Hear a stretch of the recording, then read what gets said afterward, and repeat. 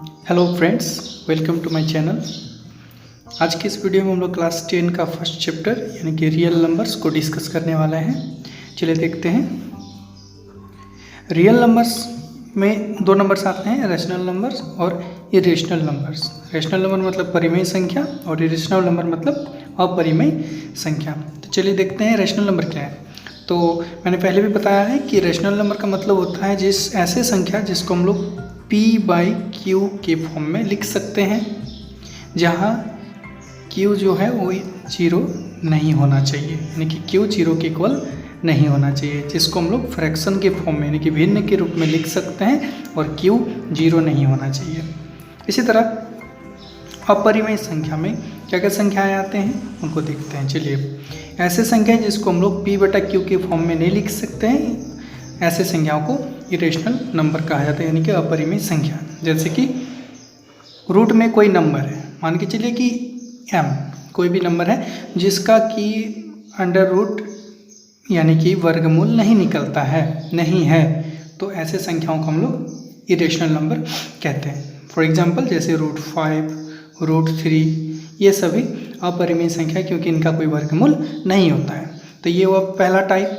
दूसरा टाइप में देखते हैं, जैसे पाई का वैल्यू होता है 3.141592 ऐसे ये बढ़ता जाता है, यानी कि ये एंडिंग नहीं होता है, यानी कि ना तो कोई नंबर रिपीट भी हो रहा है और ना ही ये ख़त्म हो रहा है। तो इस तरह से जो अनावर्ती हो रहा है, अनावर्ती भी है और ये ख़त्म भी नहीं हो रहा है, अशांत है, अशांत अनावर्ती।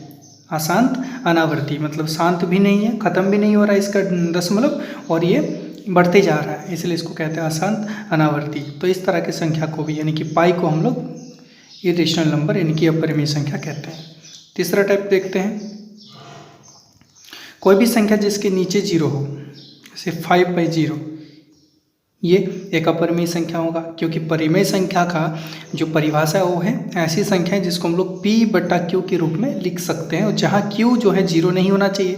लेकिन हम लोग यहाँ देखते हैं कि हर में क्या है, डिनोमिनेटर में 0 है, इसका मतलब कि ये एक अपरिमेय संख्या है। तो परिमेय संख्या और अपरिमेय संख्या का सबसे पहले कॉन्सेप्ट क्लियर होना जरूरी है इस चैप्टर को स्टार्ट करने से पहले। तो चलिए इस चैप्टर का फर्स्ट टॉपिक क्या है देखते हैं। Euclid algorithm.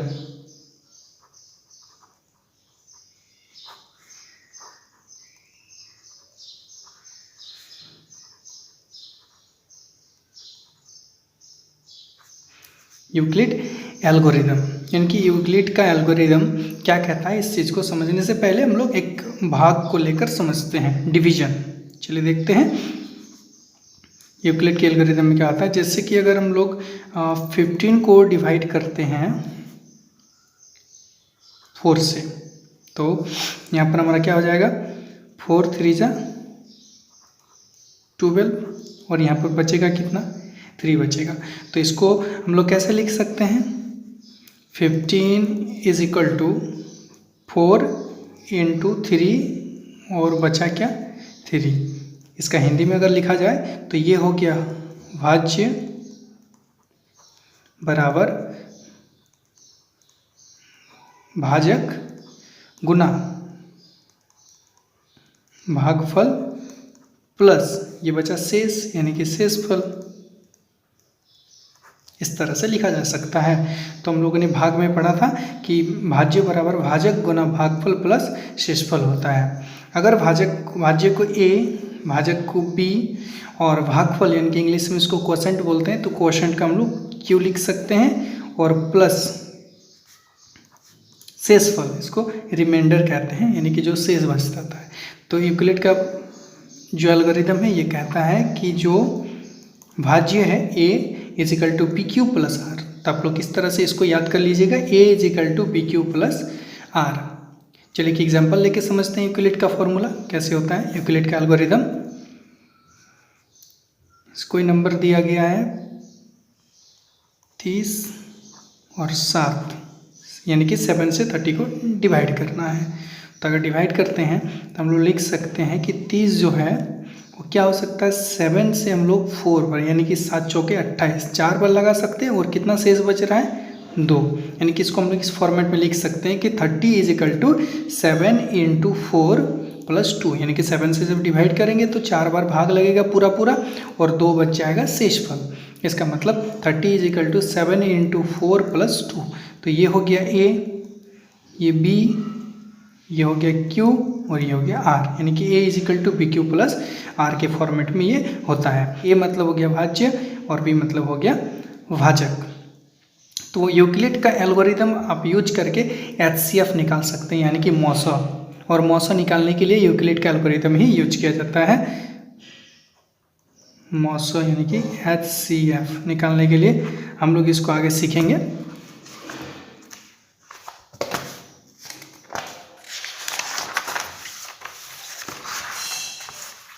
चलिए और एक बात समझ लेते हैं, सम संख्या।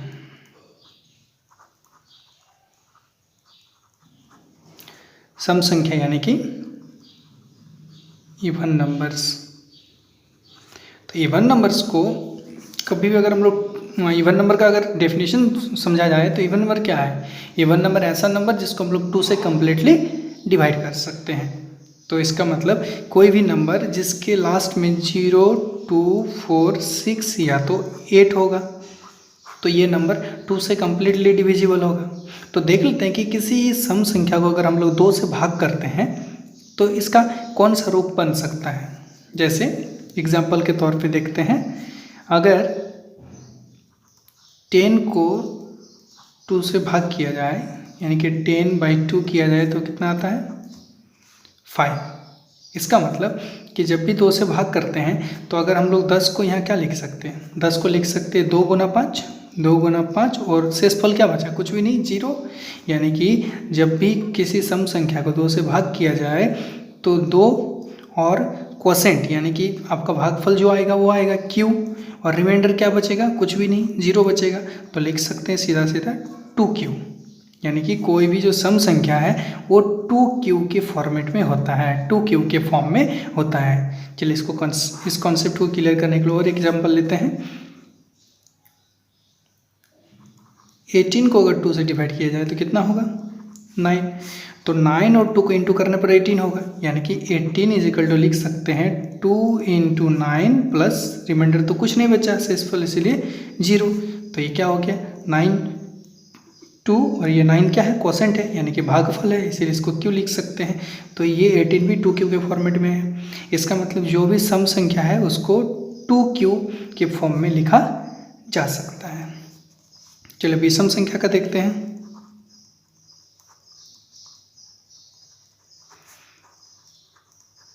Odd numbers. तो विषम संख्या किस फॉर्मेट में होगा, अगर 2 से अगर डिवाइड किया जाए तो चेक करके देख लेते हैं। जैसे 9 है, 9 को अगर 2 से डिवाइड करते हैं तो ये 4 बार लगेगा यानी कि 4 आएगा और रिमाइंडर कितना बच जाएगा 1 बच जाएगा। तो इसको हम लोग कैसे लिख सकते हैं कि 9 = 2 से जब भाग करते हैं तो 2 × 4 यानी कि 4 दूनी 8, 4 × 8 और प्लस कितना बच गया 1 बच गया, सॉरी 1 बच गया R का जगह पर। इसलिए हम लोग क्या कर सकते हैं कि कोई भी विषम संख्या यानी कि ऑड नंबर जो है उसको अगर 2 से डिवाइड किया जाए तो वो 2 और ये क्या है भागफल यानी कि 2Q, 2 × Q प्लस रिमाइंडर कितना बच रहा है हमेशा 1 बच रहा है।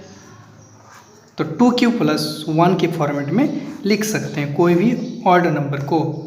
और इवन नंबर को कैसे लिख सकते थे 2Q के फॉर्म पे, लेकिन ऑड नंबर को 2Q + 1 क्योंकि इसमें एक शेष बचता है, रिमाइंडर बचता है। और एक एग्जांपल लेके देखते हैं, जैसे 15 को 2 से डिवाइड करेंगे तो इसमें क्वोशेंट जो है आपका आ जाएगा 7 और रिमाइंडर कितना बच जाएगा 1, क्योंकि 7 दूनी 14 और 1 बच गया 15। तो इसको लिख सकते हैं कि 15 = 2 × 7 + 1। तो क्या हो गया 2 और ये तो भागफल है इसीलिए Q, 2Q + 1। तो आप देख सकते हैं कि कोई भी जो विषम संख्या है यानी कि ऑड नंबर है, ऑड इंटीजर, पॉजिटिव इंटीजर, इसको पॉजिटिव इंटीजर भी हम लोग कह सकते हैं। पॉजिटिव मतलब धनात्मक, कोई भी धनात्मक संख्या, इंटीजर यानी कि पूर्णांक।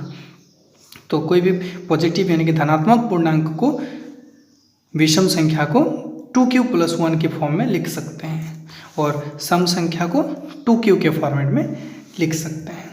तो इस चैप्टर को स्टार्ट करने से पहले ये सब जानना बहुत ही ज़रूरी था, इसलिए ये मैंने सबसे पहले कॉन्सेप्ट बेस में आप लोग को ये जानकारी देना चाहा। और आपको रियल नंबर में और भी कुछ जानकारी चाहिए तो मेरा और एक वीडियो है उसको देख सकते हैं, जिसका लिंक आपको वीडियो के एंड में दिख जाए।